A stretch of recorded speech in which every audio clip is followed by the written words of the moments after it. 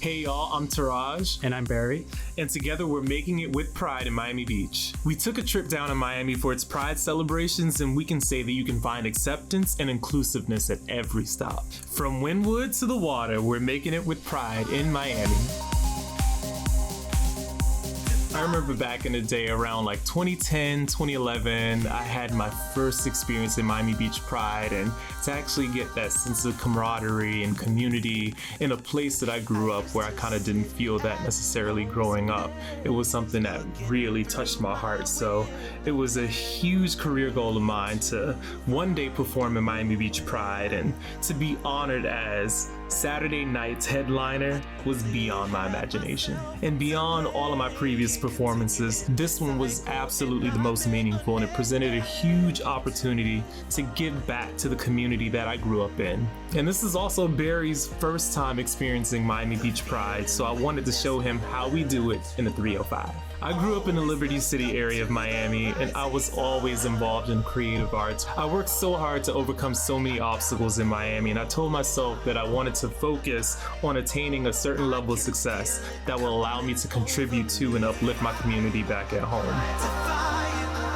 We've been to Miami so many times, but during Pride, the energy is super high. Miami pulled out all the stops for their first in-person celebration since COVID.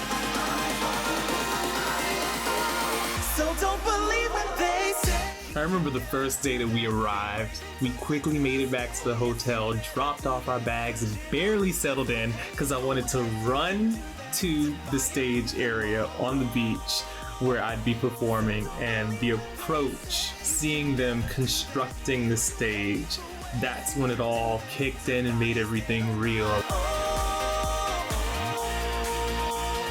For our first night, we went for a romantic dinner at Villa Azor. Super chic, the interior was gorgeous, the food was amazing, and we had entertainment with fire dances. It was phenomenal. We also had the chance to stay at the Kempton Surfcomber Hotel, and we took advantage of all of their amenities from the restaurant, which is called the Social Club, and we had an amazing time partying it up at their cabana by the pool, where we danced, we had cocktails, we had a little lunch. The vibe was just so right. Teraj was dancing away to the music because there was a live DJ.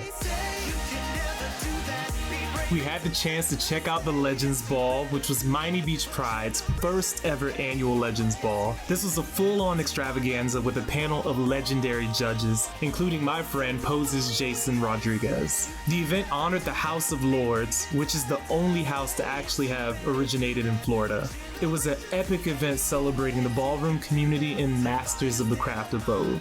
And I also got the chance to meet and greet Trinity K. Bonet from RuPaul's Drag Race. The next night, we checked out the kickoff event for the Weekend Festival and Parade, which was the VIP Gala hosted by Carson Kressley. There, we saw performances by Trinice and Ezra Tualo. The gala took place in a historic location which was home to many iconic South Beach mega clubs, including the legendary Mansion.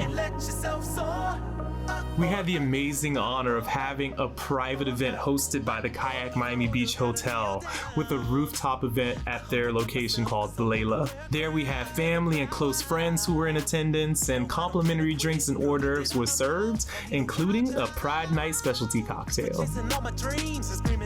We also had the opportunity to stay at the Kayak Miami Beach Hotel, which is a brand new hotel.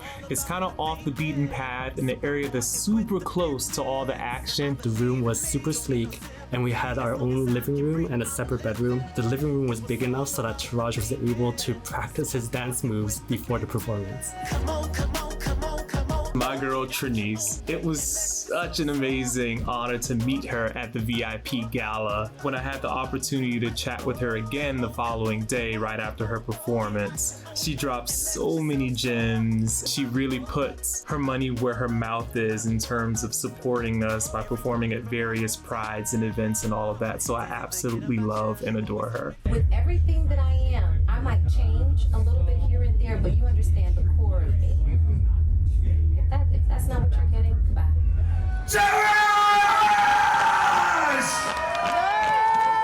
To perform on stage in my hometown, I had such an out-of-body experience. I can't even describe the feeling of walking out on that stage and seeing thousands of people out there from my community and also those who travel from all over the world. It was such an incredible thing to see and experience. And having the opportunity to perform songs from my debut album, Defy, and get such a warm reception, it was such an amazing feeling. And to have friends and my family in the audience, oh my goodness, it was definitely beyond my wildest imagination. We worked so hard to put this set of 6 songs together with my dancers Slice and Reggie, and to see all of that come to fruition. I was super proud in the moment of seeing him performing all of the songs that he rehearsed so hard for. Having the support and love from my family as an out and proud bisexual pop and R&B entertainer, and performing one of my favorite songs in the album,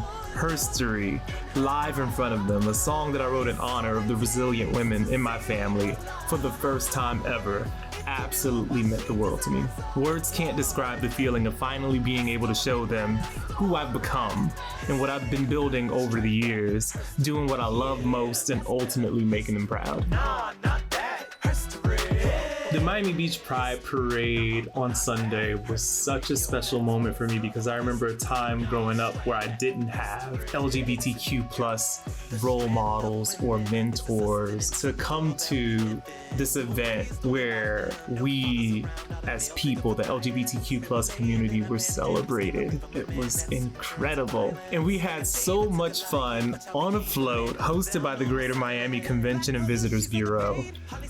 We had the time of our lives with friends that came in from all over the world, and to see the vast sea of people out on the streets celebrating. And it was also very special for me because having my mom and my sister in attendance to this event, this was their very first Pride. And it was actually my very first time being on a float in a parade. And I normally don't dance, but the energy was amazing. So Teraj and I were on the float, dancing our butts out.